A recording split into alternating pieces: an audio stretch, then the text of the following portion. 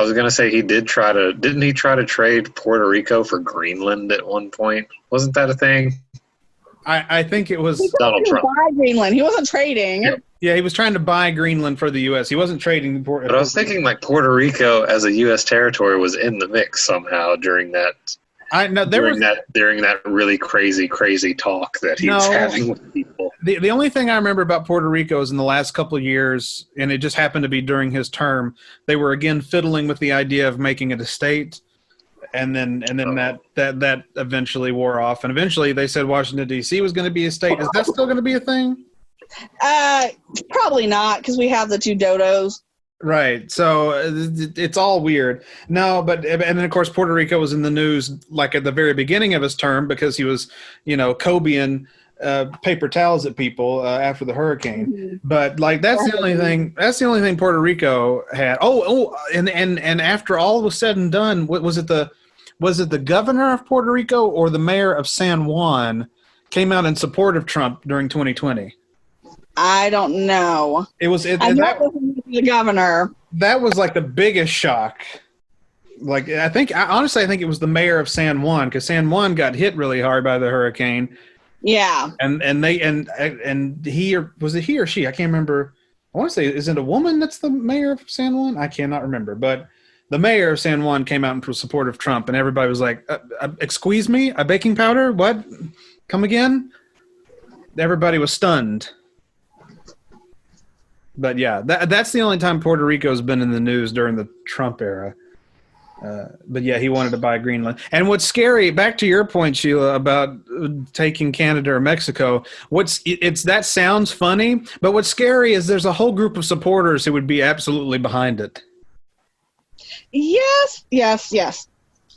But also, so this just has me thinking if 2024 happens, and he gets back in, what Ukraine has taught us is literally there is nothing stopping anybody from going and pulling this up, invading any country they want to, other than having a sane leader. And if you don't have that, you're going to have people going out and doing atrocities.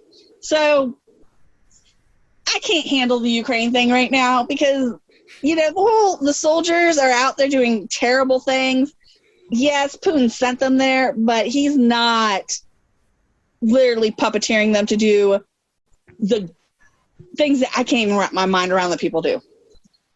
We need a break. What we need, we need a break from like historical world events, and we just haven't gotten any. That's really what it boils down to. Why? Because we packed them all in like the little 4-year span. From 2016 onward. We have had nothing but major world events come and kick us in the nuts or kick us in the uterus. And it's just been awful. For 6 years, it's been nonstop. At least between the 2008 recession and Trump 2016, we had that nice little gap of just normalcy. And we had fun. I remember we laughed more back then. But then in 2016, it just all went down the tubes, especially by the summer of that year when it was clear he was going to be the candidate. And then we did that whole 6-month speculation of would he be elected? Would he not be elected? No, he's not going to be elected. No, it's nothing. Don't even worry about it. That's not going to happen. And then it happened. Yes. So that's what I'm saying. And then from that point, a lot of beloved celebrity deaths in between. Oh, that's the other thing I remember about 2016. Yeah, 2016 was torture. It was a great celebrity purge. It was horrible. Yeah, and then every year since we've just been like literally like just vibrating. We're just waiting for the bottom to fall out. Joe Biden said, the food shortages, they're going to be real. And I feel like everybody just kind of wrote that off. But it's Ukraine and Russia are responsible for like 30% of the world's wheat production. The cost of fertilizer is growing up, which is kind of going to ensure us a skinny harvest. So I've been meaning to lose 20 pounds anyway. So joke's on you, Vladimir Putin. So. So that's where All right, we are. let's go to music. Yeah, that's where All we right, are let's in go to society.